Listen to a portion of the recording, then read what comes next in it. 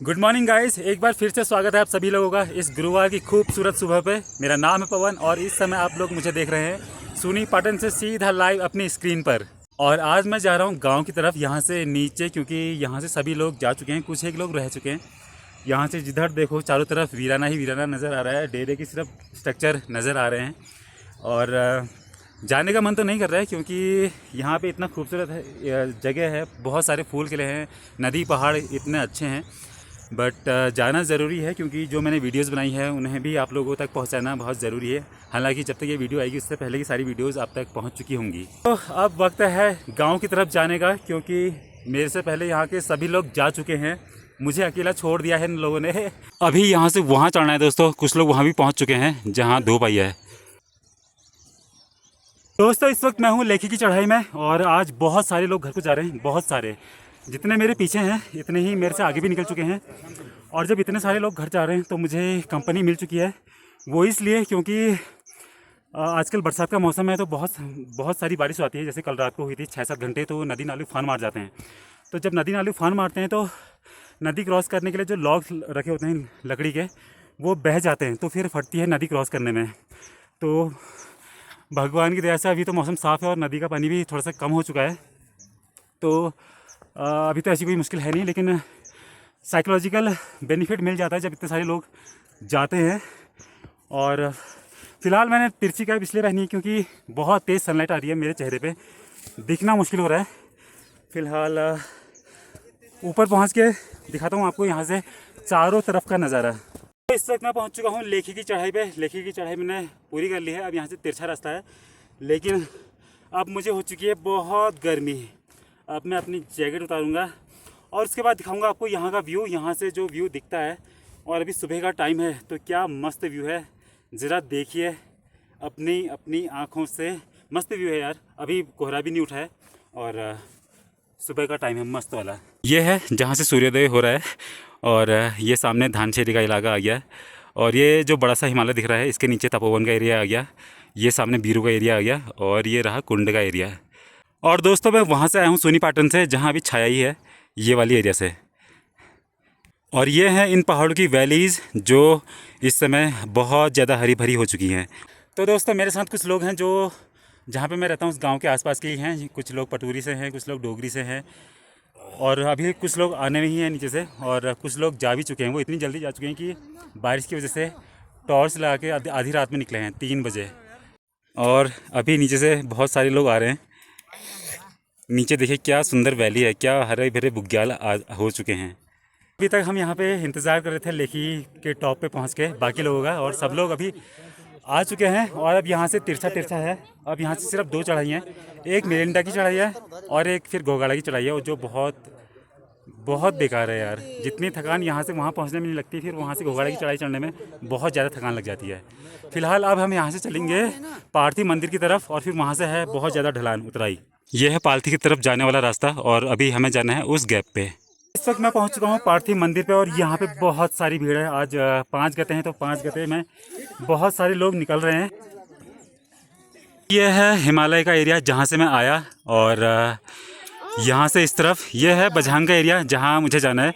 यहाँ भी धूप नहीं आई है, लेकिन ये नीचे नदी पे उतरना है और यहाँ से बहुत ही गहरी खाई है, लोग खाई की तरफ उतर रहे हैं।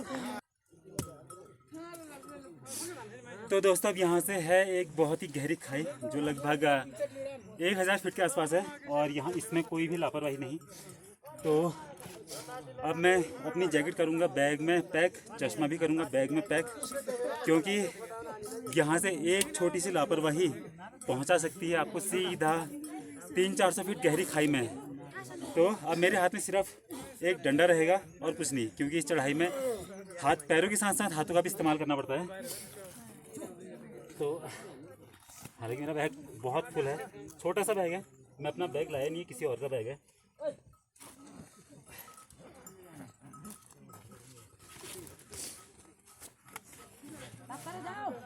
ओहो, तो अब उतरते हैं, चलिए। ये देखिए दोस्तों लोग पहाड़ों से कैसे उतर रहे हैं और मुझे भी ऐसे ही उतरना है। और उतरते उतरते मुझे वहाँ जहाँ लैंडस्लाइड दिख रहा है वहाँ पे पहुँचना है। उसके बाद वो नीचे नदी पे कैसे पहाड़ों से उतर रहे हैं, ये मैं भी यहीं से उतरा था। दोस्तों 4 घंटे चलने के बाद अभी मैं पाऊ मिला में पहुँच चुका हूँ हम एक्चुअली पावमेला में पहुंच चुके हैं और पहली बार पानी नसीब हुआ है। मुंह सूख के गजब हो रहा है, भयंकर हो गया है।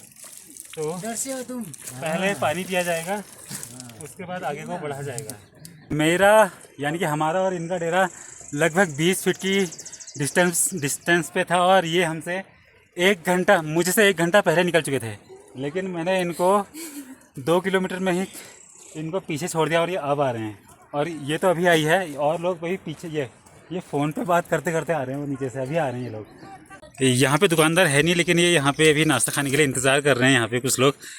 और अभी जाना है दोस्तों, ये जो पेड़ दिख रहे हैं देवदार के, यहाँ से होते हुए नीचे जहाँ पे लैंडस्लाइड हुआ है वहाँ उतरना है। इसको हो चुकी है बहुत ज़्यादा गर्मी, अब मुँह धो रही है, वहाँ से मुँह धो के नहीं आई थी। बारिश की वजह से रास्ते इतने गीले हो चुके हैं और ये जिसने भी रास्ता बनाया है ये बहुत बेकार है। देखिए ये रास्ते कैसे हैं, ये कीचड़ से पूरा रास्ता की। बीच में फ़ोन बंद हो चुका था। जी हाँ दोस्तों, बीच में फ़ोन की बैटरी जा चुकी थी, फ़ोन डेड हो चुका था।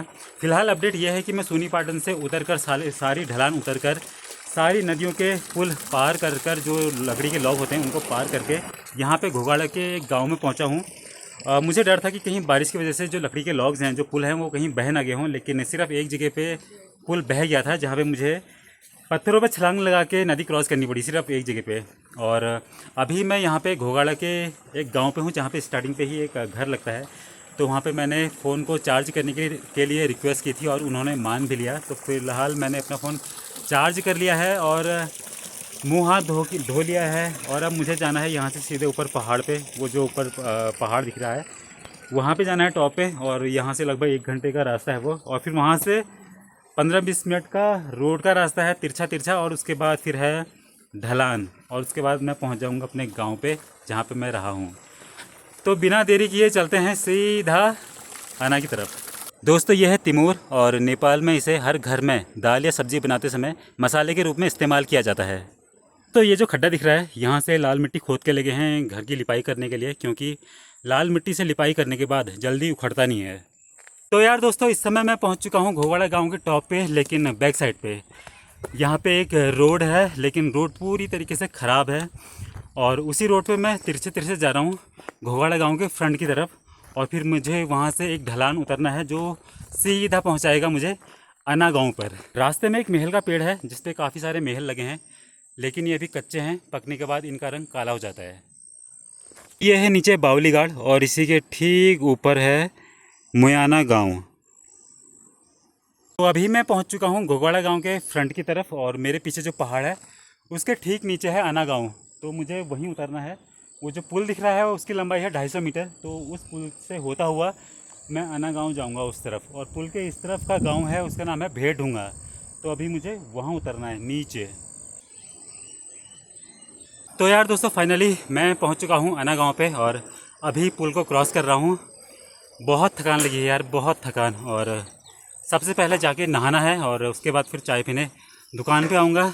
और फिर मिलते हैं अगले ही किसी ऐसी ही वीडियो पे, विलेज टूर पे या फिर जंगल टूर पे।